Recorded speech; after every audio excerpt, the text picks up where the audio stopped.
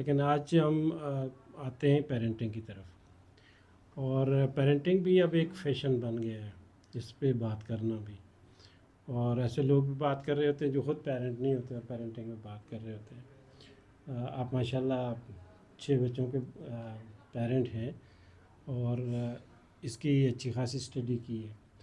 تو سب سے پہلے تو میں آپ سے پوچھوں گا کہ یہ پیرنٹنگ کیا چیز ہے؟ جی دیکھیں، آپ نے یہ سوال کیا اور اس کا میرے خیال میں ایک بڑا انٹرسٹنگ کانٹیکسٹ ہے، اور وہ کانٹیکسٹ یہ ہے کہ ہمارے پیرنٹس کے زمانے میں پیرنٹنگ کوئی چیز نہیں تھی، شاید یہ لفظ نہیں بولا جاتا تھا، ڈسکشن نہیں ہوتی تھی۔ مجھے نہیں لگتا کہ پیرنٹس بیٹھ کے یہ بہت زیادہ یہ بات کرتے تھے کہ یار تمہاری پیرنٹنگ کا کیا سٹائل ہے، تم کیسی پیرنٹنگ کر رہے ہو، میری پیرنٹنگ میں یہ چیلنجز ہے۔ I don't think so. اور اس کی بڑی کلیئر وجہ بھی ہے کہ وہ نسل جو تھی، ایک تو وہ اپنے سے اوپر والی نسل کے ساتھ بڑی کنیکٹڈ تھی۔ ہم آج جو ہے نا بڑے ڈسکنیکٹڈ ہو گئے ہیں، کیونکہ میں اکثر کہتا ہوں نہ ہمارے پاس ٹائم ہے، نہ ہمارے بوڑھے والدین کے پاس ٹائم ہے، کیونکہ جتنے بزی ہم اپنے موبائلز اور آئی پیڈ اور آئی فونز میں ہیں، شاید اتنے ہی وہ بھی ہیں۔ تو وہ بھی جو ہے نا ٹی وی کے ساتھ اور ان چیزوں کے ساتھ بہت، لیکن اس سے پہلے ایسا نہیں تھا، اس سے پیچھے جنریشن میں چلے جائیں تو ایسا نہیں تھا۔ اور دوسری بڑی بات یہ ہے کہ مسئلہ یہ ہے کہ ہمارے پیرنٹس نے جب ہمیں جیسے اگر سوئمنگ سکھانی تھی اور ہمیں ایک تالاب میں انہوں نے پھینک دیا، تو انہوں نے ہمیں دنیا کے تالاب میں پھینک دیا اور کہا کہ جی بس یہ بچہ سیکھ جائے گا۔ اس تالاب کے اندر کچھ اور لوگ بھی تھے، یہ لوگ اپنی زندگی میں مصروف تھے، ان کو زیادہ پرواہ بھی نہیں تھی کہ یہ ڈوب جائے گا۔ کیوں؟ اس لیے کہ جس تالاب میں انہوں نے ہمیں پھینکا تھا اس وقت اس کی گہرائی اتنی تھی کہ بچہ کے پاؤں نیچے ٹچ ہو رہے تھے، اور ساتھ میں اور بہت سارے لوگ تھے جن کو وہ ٹرسٹ کر سکتے تھے، چاہے وہ ان کے رشتہ دار تھے، چاہے وہ محلے کے لوگ تھے کہ یار یہ بھی اس پہ نظر رکھیں گے۔ پھر اسی طریقے سے وہ پانی بھی گدلا نہیں تھا، نظر آ رہا تھا، اور وہ پانی ٹاکسک بھی نہیں تھا، اس پانی کے اندر کوئی زہر آلود چیزیں نہیں تھیں۔ آج یہ بالکل مختلف ہو گیا۔ آج اگر آپ سوچیں، اگر ہم نے اپنے بچوں کو اس دنیا میں پھینک دیا بغیر پراپر سپرویژن اور بغیر پیرنٹنگ کی انڈرسٹینڈنگ کے، تو اس کا مطلب ہے کہ ہم نے اپنے بچوں کو ایک سمندر میں پھینک دیا ہے، بلکہ ایک بحیرے میں پھینک دیا ہے جس کا کوئی اینڈ ہی نہیں ہے۔ اگر وہ ڈوبتا چلا گیا تو ہمیں شاید اس کی خدا نخواستہ لاش بھی نہیں ملے گی، کیونکہ یہ اتنا ڈیپ ہے۔ اور اس کی وجہ کیا ہے؟ اس کی وجہ یہ ہے کہ آج وہ کہتے ہیں گلوبل ولیج، تو آج جو ہے دنیا اتنی کنیکٹڈ ہے کہ ہمارا بچے کے ہاتھ میں اگر یہ ایک ڈیوائس ہو تو وہ ہمیں پتہ ہی نہیں ہے کہ دنیا کے کس کونے میں کس سے بات کر رہا ہے، کیا بات کر رہا ہے۔ تو ایک یہ پرابلم۔ دوسرا یہ پرابلم کہ زمانہ ایسے چینج ہوا ہے کہ وہ جو لوگ اس زمانے میں پونڈ میں ہمارے ساتھ تیر رہے ہوتے تھے، وہ سب ہمارے پیرنٹس کو آ کے حال بھی بتاتے تھے، بتا سکتے تھے، ہمارے پیرنٹس بھی سننے کے لیے تیار ہوتے تھے، اور ساتھ میں وہ ہمیں کریکٹ بھی کر سکتے تھے۔ اگر ہم ڈوبتے تھے تو ہمیں ہاتھ سے پکڑ لیتے تھے، تو اگر ہم کچھ غلط کام کرتے تھے اور محلے میں کہیں نظر آ جائیں تو ہمیں دھپڑ بھی مار سکتے تھے، وہ ہمیں جو ہے نا سیدھا بھی کر سکتے تھے، ہم ان سے ڈرتے بھی تھے۔ آج کچھ حالات ایسے چینج ہوئے ہیں کہ پہلے تو وہ بتانے سے ڈرتے ہیں، کیونکہ ان کو لگتا ہے کہ اگر جا کے کوئی شکایت لگائی تو پیرنٹ جو ہے نا وہ الٹا غصے ہو جائے گا، چاہے ان کا سگا بھائی ہو، یعنی کہ ایک بھائی دوسرے بھائی کو اس کے بچوں کے حوالے سے کچھ نہیں کہہ سکتا آج۔ اور پھر وہ سننے کے لیے بھی ہم تیار نہیں ہیں، ایسا سوسائٹی ہو گئی ہے۔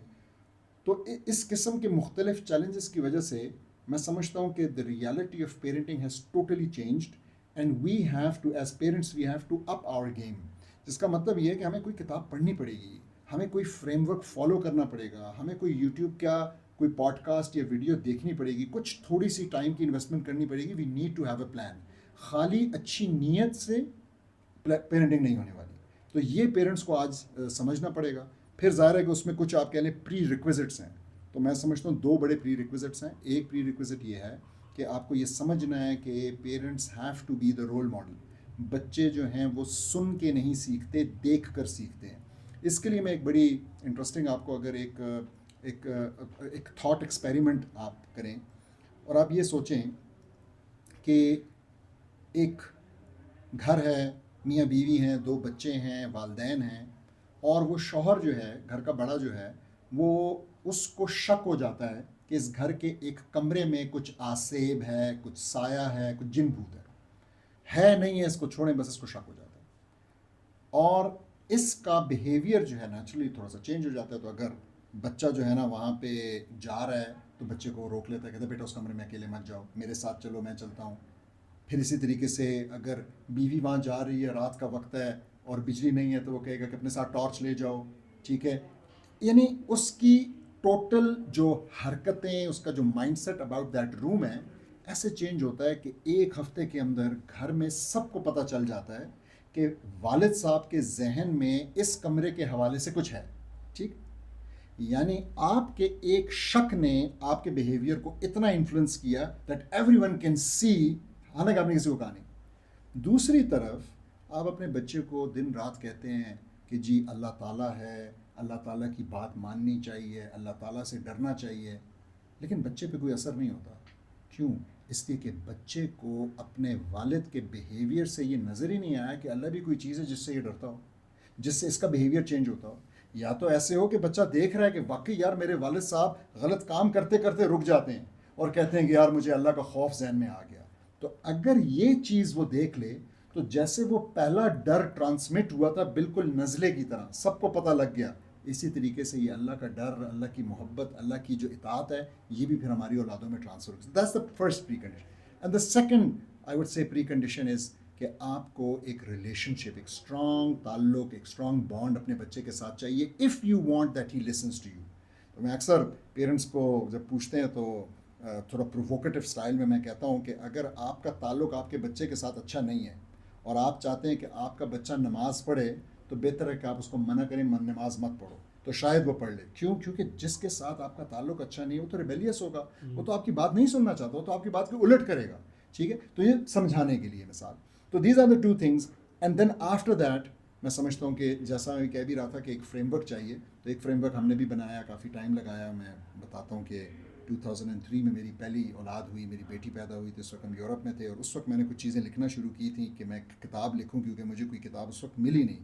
آپ جانتے ہیں یہ سارے پوڈ کاسٹ جو آج موجود ہیں پیرنٹنگ کے بھی 2003 میں ان میں سے کوئی بھی نہیں تھا، اس لیے کہ یوٹیوب بھی نہیں تھا. تو میں نے اس ٹائم پہ کچھ چیزیں لکھیں لیکن میں اس کو مکمل نہیں کر پایا، اور مکمل اس کو میں نے تب کیا جب میری ابھی جو چھٹی اولاد ہے، اس وقت آخری اولاد ہے، تو جو 4 سال کی، جب وہ پیدا ہوئی تو پھر میں اس کو مکمل کر کے اور ایک پورے فریم ورک میں ڈالا. And it's actually very simple, بڑا آسان ہے. تو میں اس فریم ورک کو کہتا ہوں کہ یہ آسان ہے، اور یہ ہے بھی آسان، ASAN. تو ظاہر لمبی ڈسکشن ہے لیکن میں اس کو بالکل بریف کروں گا. تو ASAN stands for A for عقیدہ، S فار سیلف اسٹیم، عزت نفس، خودی. پھر دوسرا A فار عقلیہ، and the last N for نفسیہ. تو یہ 4 چیزیں جو آپ نے کرنی ہیں. آپ نے اپنے بچوں کا عقیدہ اسٹرانگ بنانا ہے، اس کی ریشنل بیسز ہونی چاہیے. ٹھیک ہے، وہ ایسے نہ ہو کہ وہ موروثی اسلام ہو جو کہ ان کو جو ہے نا اپنے والدین سے انہوں نے انہیرٹ کیا. دوسری چیز، آپ نے اپنے بچوں کے سیلف اسٹیم کو گرنے نہیں دینا. وہ بڑا اسٹرانگ، بڑا ہائی سیلف اسٹیم لے کر پیدا ہوتے ہیں، وہ کہیں پہ گر نہ جائے. ٹھیک ہے، تو اس کے لیے آپ نے، اور ہم دیکھتے ہیں کہ پیرنٹس اکثر انفارچونیٹلی یہ کوشش کرتے ہیں کہ وہ اپنے بچوں کے سیلف اسٹیم پہ کاری ضربیں لگاتے ہیں. یہ خطرناک چیز ہے. پھر آپ نے اپنے بچوں کا عقلیہ ڈیولپ کرنا ہے، اور عقلیہ ڈیولپ کرنے کا مطلب یہ ہے کہ چاہے وہ دین کے کانسیپٹس ہیں جیسے اجل، رزق، توکل، یا وہ ریسرچ اور سائنس کے کانسیپٹس ہیں جیسے STEM کانسیپٹس ہیں کہ آپ نے ان کے اندر سائنس اور ٹیکنالوجی، انجینئرنگ، میتھس یہ ڈیولپ کرنا ہے. چاہے وہ سروائیول سکلز ہیں، چاہے وہ لائف سکلز ہیں، یہ آپ نے ان کے اندر ڈالنے، آپ کی ذمہ داری. اور سب سے مشکل آخری ہے جو کہ نفسیہ ہے. اور نفسیہ ڈیولپ کرنا بڑا ٹائم لیتا ہے، کیونکہ نفسیہ از اباؤٹ ریپیٹیو ایکشنز، نفسیہ is about what they see, نفسیہ از اباؤٹ آپ کے پورے گھر کا ماحول. تو آپ نے ان کے نفسیہ کو شیپ کرنا. نفسیہ شیپ کرنے کا مطلب سمپل یہ ہے کہ ان کے لیے ان کو اچھا کام اچھا لگنے لگ جائے اور برا کام برا لگنے لگ جائے.